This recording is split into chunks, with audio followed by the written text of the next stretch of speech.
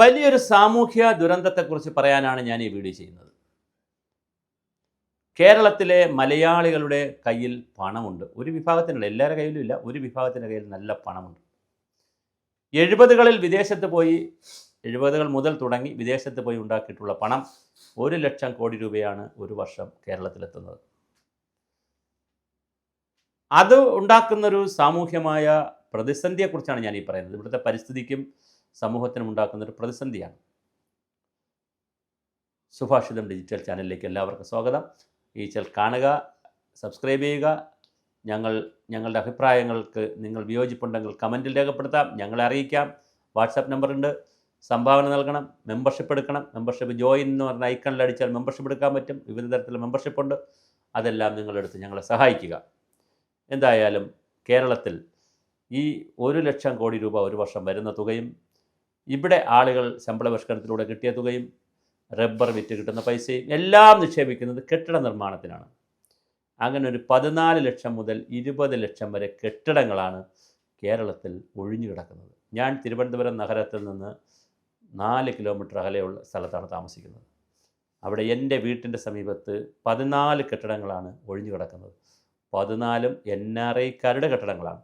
അതിൽ ഞാൻ റെസിഡൻസ് അസോസിയേഷൻ്റെ ഭാരവാഹി കൂടെ ആയതിനാൽ 5 കെട്ടിടങ്ങളുടെ ഉടമസ്ഥൻ ആര് പോകുന്നു പോലും ഞങ്ങൾ കണ്ടിട്ടില്ല. വരുന്നു, വാങ്ങുന്നു, കെട്ടിടങ്ങൾ ഇട്ടിട്ട് പോകുന്നു. എന്താണ് ഈ നിക്ഷേപം? കേരളത്തിലിങ്ങനെ 14 ലക്ഷത്തിനും 20 ലക്ഷത്തിനും ഇടയ്ക്ക് വീടാണ് നിക്ഷേപമായി ആളുകൾ കുഴിച്ചിട്ടിരിക്കുന്നത്. മലയാളിയുടെ കയ്യിൽ പണമുണ്ട്, പക്ഷേ ഗവൺമെൻറ്റിൻ്റെ കയ്യിൽ പൈസയില്ല. ഖജനാവിൽ 5 പൈസ എടുക്കാനില്ല. ഉള്ള പൈസയെ നല്ലപോലെ മാനേജ് ചെയ്യാൻ അറിയത്തില്ല.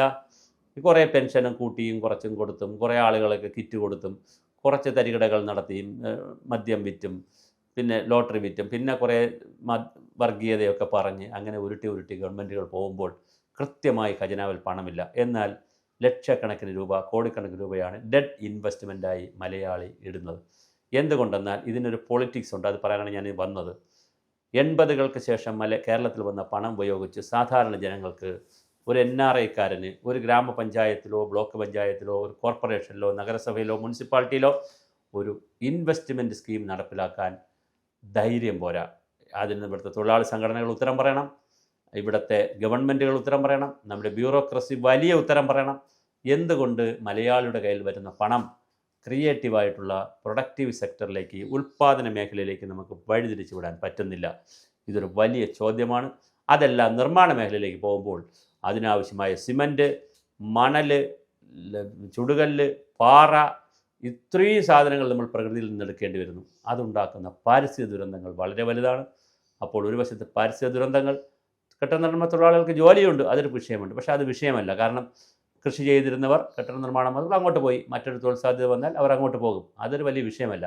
പക്ഷേ ആ ജോലി എന്താണോ ഉള്ളത് അത് ചെയ്യാൻ പറ്റുന്ന ലേബറാണല്ലോ, അതായത് കായിക ശക്തിയാണല്ലോ. അപ്പോൾ അവർ മറ്റ് ജോലികളിലേക്ക് അവസരമുണ്ടെങ്കിൽ അവർ പോകും. പ്രത്യേകിച്ച് ഫാക്ടറികളൊക്കെ വരികയാണെങ്കിൽ അവർക്ക് സന്തോഷമാവുകയുള്ളൂ.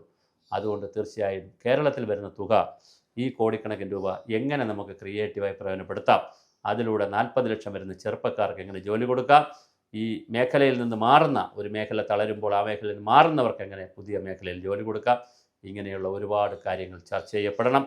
എന്തായാലും വീടുകൾ അടച്ചിട്ടിട്ട് പോകുന്നവർ, ഫർണിച്ചറുകൾ അടക്കമുള്ള വീടുകളുണ്ട്, എല്ലാം കിടന്ന് നശിച്ചു പോകുന്ന ഒരവസ്ഥയാണുള്ളത്. പെയിൻ്റ് അടിക്കുന്നില്ല, ഫർണിച്ചർ നോക്കുന്നില്ല, എല്ലാം നശിച്ചു പോകുന്നു. മാക്സിമം ആളുകൾ ചെയ്യുന്നൊരു ക്യാമറ വയ്ക്കും. ആ ക്യാമറ തന്നെ ഉള്ളത് കൊണ്ട് കള്ളൻ കയറാതിരുന്നാൽ രക്ഷപ്പെട്ടു. അതൊന്നും മോണിറ്റർ ചെയ്യുന്ന സംവിധാനമല്ല. അതടിച്ച് പൊളിച്ച് കളഞ്ഞാൽ ക്യാമറാമാന്, കള്ളന് കയറാനും കഴിയും. അത് വലിയൊരു വിഷയമാണ്. ഇതൊരു സാമൂഹ്യ ദുരന്തമായതുകൊണ്ടാണ് നമ്മൾ ഈ വീഡിയോ ചെയ്തിരിക്കുന്നത്. സർക്കാർ അടിയന്തരമായി ഇടപെടേണ്ടുന്ന ഒരു മേഖലയാണ്.